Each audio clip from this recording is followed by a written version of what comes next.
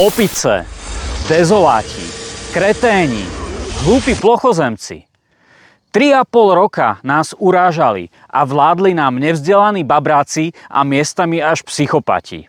A dnes dosiahli rozsievaním nekonečnej nenávisti voči nám ostatným konečne to svoje. Premiér Slovenska Robert Fico po 4 výstreloch do brucha a hrude už niekoľko hodín bojuje v nemocnici po atentáte medzi ľuďmi o prežitie. Najtolerantnejší z najtolerantnejších vytrvalo ničili základy demokracie a právneho štátu. Prenasledovali opozíciu, ktorú chceli nakomplet zavrieť do basy. V nej im vo väzbe pod ich dozorom umierali ľudia ako hrdina generál Lučanský či advokát Krivočenko. Na vine majú viac ako 20 000 úplne zbytočných úmrtí našich blízkych, viac ako 20 miliárd rozflákaného dlhu našej budúcnosti a rozvrátených verejných financií. A to aj vďaka nekonečnej podpore cudzej vojne uctievačov banderizmu na Ukrajine za cenu kompletného rozvratu našej obranyschopnosti.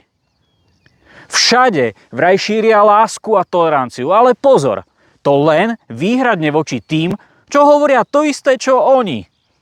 Voči všetkým ostatným majú nielen právo, ale aj povinnosť útočiť, dehonestovať, vysmievať sa, urážať a nenávidieť a kde sa dá im uškodiť.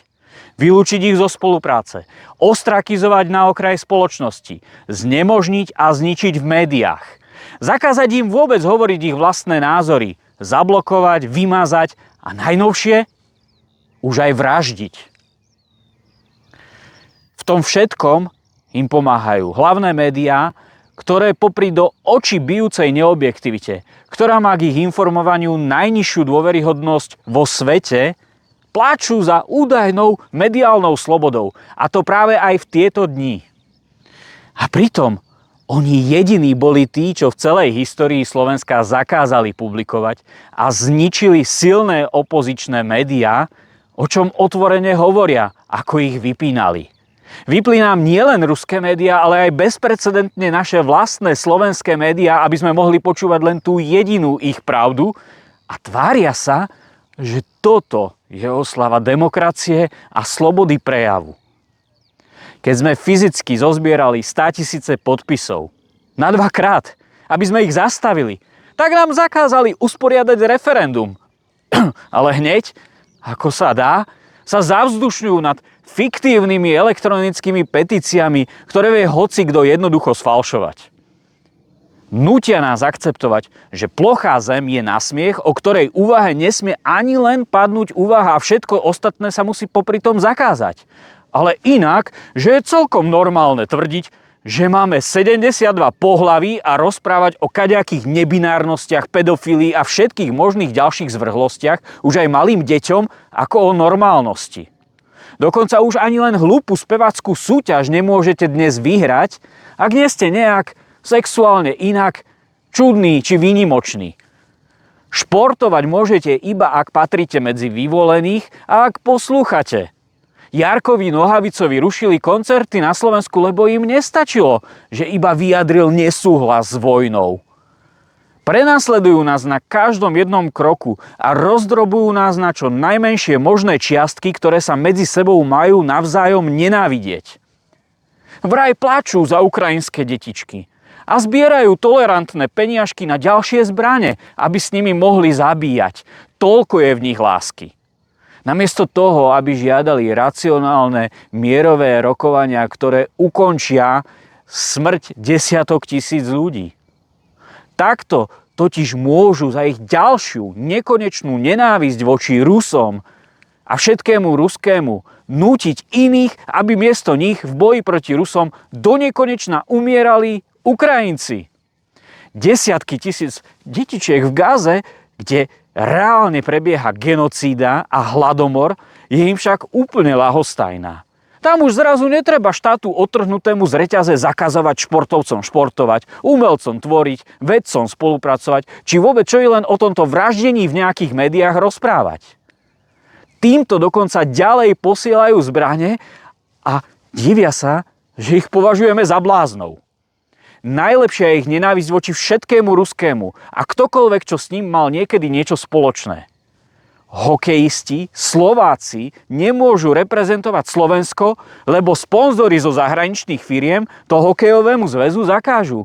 Aj keď to chce iba minimálna extrémistická časť nášho obyvateľstva. Influenceri môžu vo voľbách podporovať iba ich vyvolených progresívnych kandidátov, inak prídu o živobytie. A ešte sa na nich láskyplne zabávajú, že si za to môžu sami, na výstrahu všetkým ostatným, ktorí by si to ešte niekedy chceli dovoliť povedať nahlas, že volia niekoho iného, ako chcú oni. A humorne dodávajú, že toto je vraj najvyšší príklad slobody. Cez chorobu si užívali, ako z nás robili negramotných hlupákov. Pamätajte si, ako nám zakázali vychádzať z okresu do okresu, alebo vôbec chodiť do práce bez ich modrých papierikov. Ale zo dňa na deň vedeli bez testov otvoriť hranice Ukrajincov a všetká choroba razom zo dňa na deň začatím vojny zanikla, vyparila sa. Dennodenne šikanovali ľudí, dokonca mlátili ľudí v obchodoch, mlátili dôchodcov o barliach, pretože si dovolili nemať na ústach rúško. A tí istí policajti za to boli ešte aj okázalo vyznamenaní policajným prezidentom, pánom Hamranom. Progresívci totálne sfanatizovali davy ľudí, ktorí sú presvedčení, že je správne nenávidieť ľudí s iným názorom. Že vraj toto je prejav demokracie. Rozoštvali proti sebe dlhoročných priateľov, rodiny, spolupracovníkov, ktorí inak spolu doteraz vychádzali. A dnes sa tvária ako svätí za dedinou, že to asi niekto iný tu urobil tú nenávisť. Progresívna, fašizujúca ideológia za pomoci neustáleho vymývania mozgov cez hlavné médiá naplno zničili naše doterajšie životy. Zničili našu spoločnosť tak, ako sme ju doteraz poznali. Ľudia, spamätajte sa už konečne, kto vás do tohto pekna vohnal. A prestaňte už s tým raz a navždy. A vy, falošní, progresívni politici, konečne zatiahnite ručnú brzdu. Prestaňte sa predvádzať vašimi falošnými hrámi na hodnoty. Priznajte si chybu a zastavte šialenstvo, do ktorého hecujete celý čas náš národ. Dlžíte nám všetkým jedno obrovské ospravedlnenie.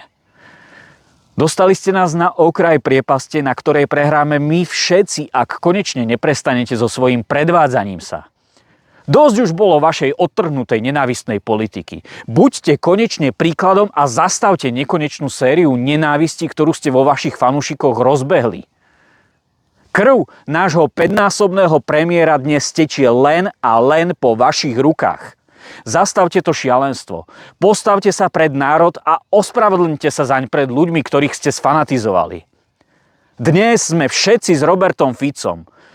Všetci dúfame, že to pán premiér zvládne a prežije a že snáď už konečne prestane toto fanatické prenasledovanie nás všetkých za naše odlišné pohľady na svet. Naozaj vás prosím, všetkých s tými najfarebnejšími vlajočkami sveta, spamätajte sa. Otvorili ste nám cestu do pekla, na ktorej konci nebude žiadneho víťaza, iba totálne rozkuskovanej a zlikvidovanej spoločnosti. Každý z nás sme si rovní, tak prestaňte demonizovať ostatných a hrať sa na čokoľvek lepšie. Nie ste ničím ani o kúsok lepší. A nezmením ani my. Ale nemáme sa prečo čo nenávidieť. Že sa na svet pozeráme inak a ničiť sa preto navzájom. Zobuďte sa, prosím.